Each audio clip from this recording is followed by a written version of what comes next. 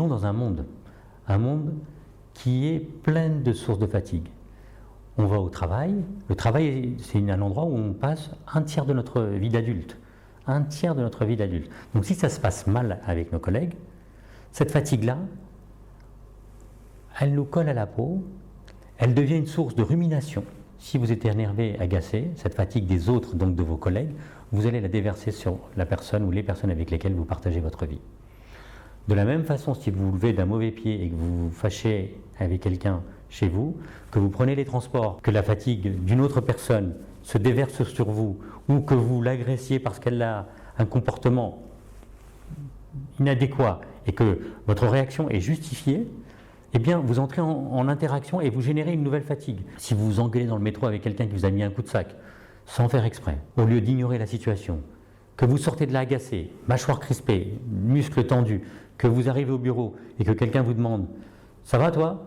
et qu'au fond vous avez entendu dans sa voix « pourquoi est-ce qu'elle me demande si ça va ? J'ai l'impression de ne pas aller bien ?» Vous allez lui répondre du tac au tac et vous partez en vrille. Et tout ça va monter, monter, monter.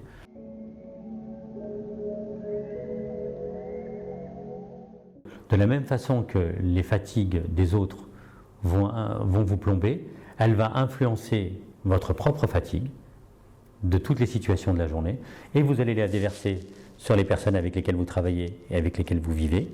Et elles vont se sentir obligées de réagir et elles vont à nouveau vous épuiser et on tombe dans un maelstrom complet de fatigue différentielle.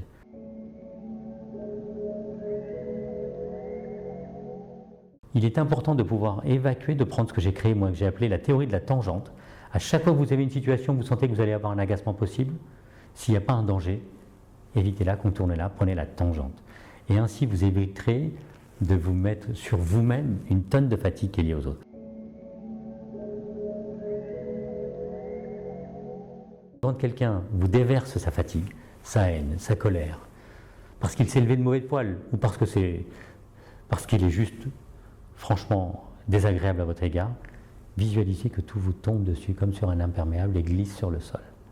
Et vous verrez que vous pourrez même sourire de la situation. Et vous ne vous laisserez pas imbiber par toute sa colère.